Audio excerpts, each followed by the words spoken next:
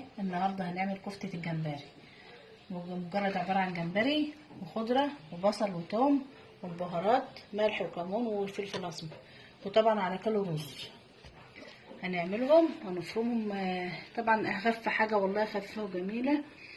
كفتة الجمبري في ناس تحبها وفي ناس ما بتحبهاش، بس والله اللي هيدوقها هيحبها على طول.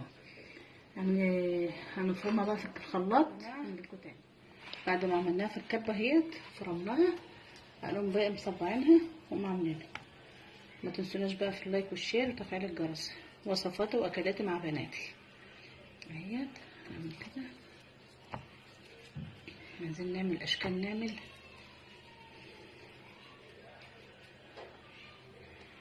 نجيب طريه شويه عشان الجمبري كتير.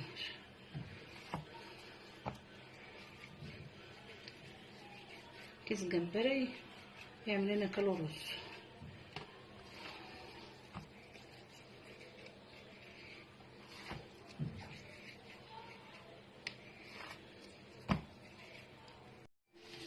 صبعناه اهوت وبططناه. هنبقى نقوم رايحين على الزيت نقليها، وبعدين نعمل لها طماطم اهيت وبصلايه، ونقوم حاطينها بقى ايه في التسبيكه. يا جماعه بنحط اهوت نحمرها في الزيت.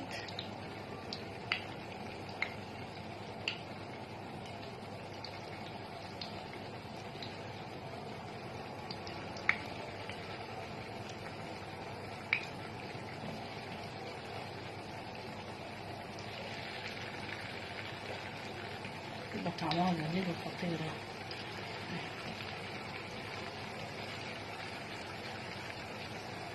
متنسوناش في اللايك والشير، متنسوناش بقى وصفاتي واكلاتي مع بناتي. يا ريت يعجبكم عمايلنا كل جديد نعمل فوق.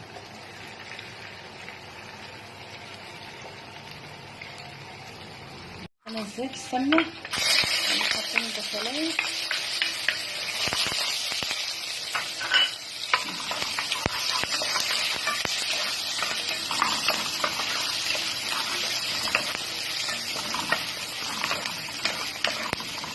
مدبله بس البصلايه، ونقوم حاطين بقى الطماطم عليها اما نعمل الاكل.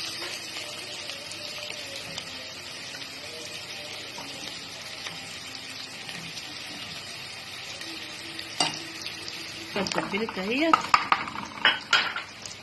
عليها، حاطين عليها الطماطم نسبك.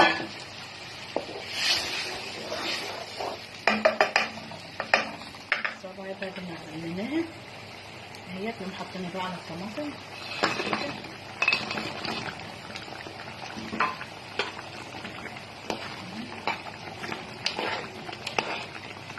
سيبها بقى تسبك شويه. رجعنا لكم تاني بعد ما الطبق خلص اهوت، وبألف هنا وعافيه. عشان تعملوا لايك وشير وجرس مع وصفاتي واكلاتي مع بناتي عشان يوصلكم كل جديد. وبالهنا والشفا، والسلام عليكم ورحمه الله وبركاته.